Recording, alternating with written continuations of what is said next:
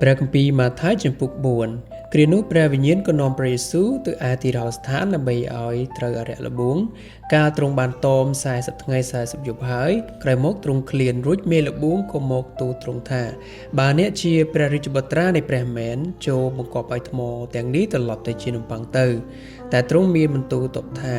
មានសេចក្តីចែងទុកមកដូច្នេះមនុស្សមិនមែនរស់ដោយសារតែនំប៉័ងតែប៉ុណ្ណោះទេគឺរស់ដោយសារគ្រប់ទាំងព្រះបន្ទូលដែលចេញពីព្រះអស់ទ្រង់មកដែរនោះអរិយក៏នាំទ្រង់ទៅឯក្រុងបរិសុទ្ធដាក់លើកំពូលព្រះវិហារទូលថាបើអ្នកជាព្រះរាជបុត្រានៃព្រះមែនចូលទម្លាក់ខ្លួនទៅក្រោមចុះត្បិតមានសេចក្តីចែងទុកមកថាទ្រង់នឹងបង្គាប់ពួកទេវតានៃទ្រង់ពីដំណើរអ្នកទេវតានឹងទ្រអ្នកដោយដៃក្រែងលោជើងអ្នកទង្គិចនឹងថ្មព្រះយេស៊ូវមានបន្ទូលទៅវាថាមានសេចក្តីចែងទុកដូច្នេះទៀតកុំឲ្យឯងល្បួងព្រះអម្ចាស់ជាព្រះនៃឯងឡើយមួយទៀតអរិយបាននាំទ្រង់ទៅលើកំពូលភ្នំយ៉ាងខ្ពស់ក៏បង្ហាញអស់ទាំងនគរក្នុងលោកីនិងសេរីលំអរបស់នគរទាំងនោះថ្វាយទ្រង់ទតរួចទូលថាបើសិនជាអ្នកក្រាបថ្វាយបង្គំខ្ញុំនោះខ្ញុំនឹងឲ្យរបស់ទាំងនេះដល់អ្នកនោះព្រះយេស៊ូវមានបន្ទូលតបថាណែសាតាំងចូលឯងថយចេញពីអញទៅត្បិតមានសេចក្តីចែងទុកមកថាឯងត្រូវថ្វាយបង្គំដល់ព្រះអម្ចាស់ជាព្រះនៃឯងហើយត្រូវគោរពដល់ទ្រង់តែមួយព្រះអង្គប៉ុណ្ណោះដូច្នេះអរិយក៏ថយចេញពីទ្រង់ទៅ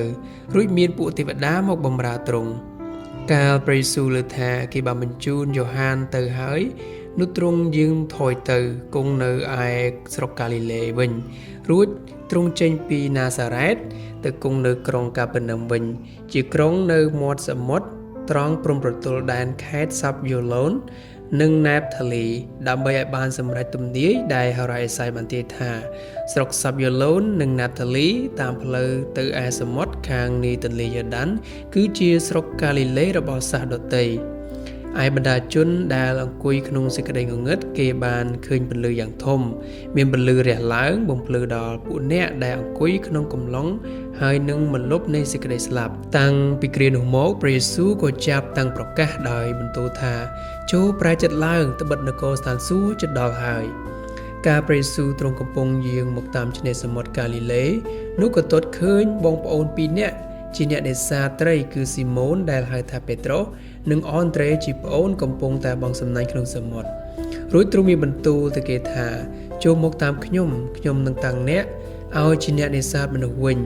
គេក៏ទុកសំណាញ់ចោលទៅតាមទ្រង់ភ្លាម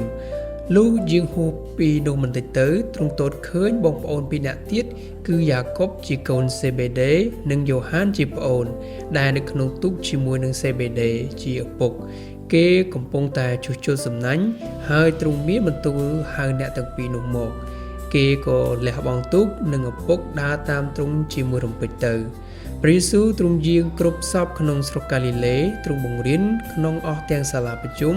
ក៏ប្រកាសដំណឹងល្អពីនគរព្រមទាំងប្រោះជំងឺគ្រប់មុខនិងអស់ទាំងជារាពិការក្នុងពួកបណ្ដាជនអាជីវផងដំណឹងពីទ្រង់